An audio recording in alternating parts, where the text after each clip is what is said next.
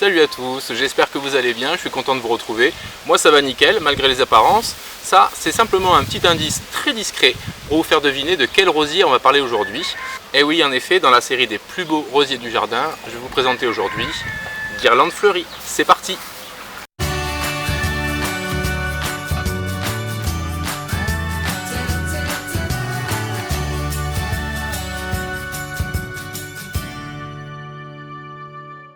Guirlande fleurie, c'est un hybride moderne obtenu en 1968 par Robichon.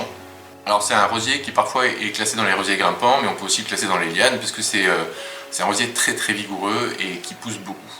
Habituellement également, les lianes sont censées être non remontants à quelques exceptions près, comme par exemple le roville ou l'âme solvée, qui sont donnés pour être des lianes remontants. De façon générale, les lianes ne remontent pas. Lui, il va refleurir plusieurs fois, on va y revenir un petit peu plus tard dans la vidéo. Bon, déjà en mai, il est littéralement couvert de fleurs, c'est une pure merveille, je vous assure. Ces fleurs font environ 8 cm de diamètre, elles sont en forme de coupe, semi-double, c'est-à-dire qu'il n'y a pas qu'une seule rangée de pétales sur la fleur. Elles sont d'un rouge profond et bien franc, mais il peut arriver que les pétales prennent des teintes un peu framboises en vieillissant. Bon, alors ce ne sont pas des roses parfumées, cela dit, pour moi elles ont deux avantages majeurs.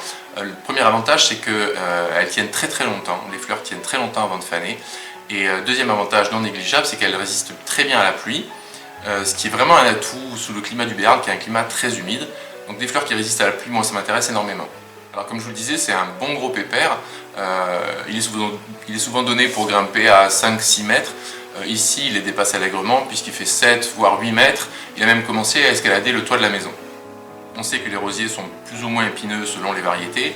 Alors celui-là c'est un champion par contre dans la catégorie, il a de bons gros aiguillons bien agressifs, donc il faut quand même faire attention quand on l'installe au jardin à choisir la bonne place. Par exemple si vous le mettez dans un lieu de passage ou si vous avez des enfants, c'est un point à prendre en compte.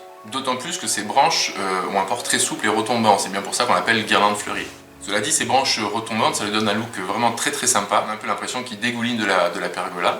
Et quand les gens le voient, il reste rarement insensible. Du coup, ce rosier, c'est un peu l'alliance du romantisme de par son port souple retombant et de la tonicité par la couleur rouge assez affirmée de ses fleurs.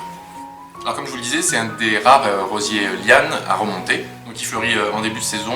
En général ici c'est vers mai, et puis par la suite il va continuer à produire des fleurs, et ce jusqu'à l'automne. Alors c'est pas le feu d'artifice du début de saison, hein, faut pas exagérer, faut pas mentir, mais c'est vrai qu'il est rarement sans fleurs jusqu'à la mauvaise saison.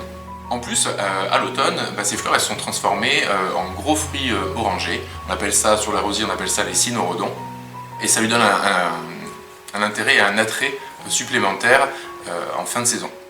Alors pour ce qui est des maladies, il n'y a aucun souci, il est sain toute l'année, le feuillage reste sain en toutes circonstances, même sous la pluie. En plus il est rustique, il peut résister jusqu'à moins 15 degrés voire davantage. Il se bouture très bien et il est donné pour se comporter plutôt bien en climat chaud et sec. Alors si vous avez un jardin chaud et sec et si vous cultivez guirlande fleurie, n'hésitez pas à mettre un petit commentaire pour me confirmer ou m'infirmer ce que j'ai lu à ce propos, parce qu'ici, climat chaud et sec, on ne connaît pas trop. Donc si vous avez cette expérience-là, ça peut intéresser les gens qui vont regarder la vidéo, donc n'hésitez pas à commenter. Pour ce qui est de la taille, c'est comme tous les rosiers remontants, c'est-à-dire qu'on va le tailler à la fin de l'hiver ou au début du printemps.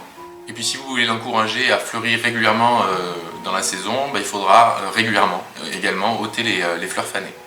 Voilà, je pense vous avoir tout dit sur ce rosier grimpant guirlande fleurie. Si cette vidéo vous a plu, soyez sympa et mettez un petit pouce bleu. N'hésitez pas non plus à vous abonner pour être averti des prochaines vidéos à paraître et à partager auprès des gens que vous connaissez et que ça pourrait intéresser. Sur ce, je vous souhaite un bon jardinage et je vous dis à bientôt. Ciao!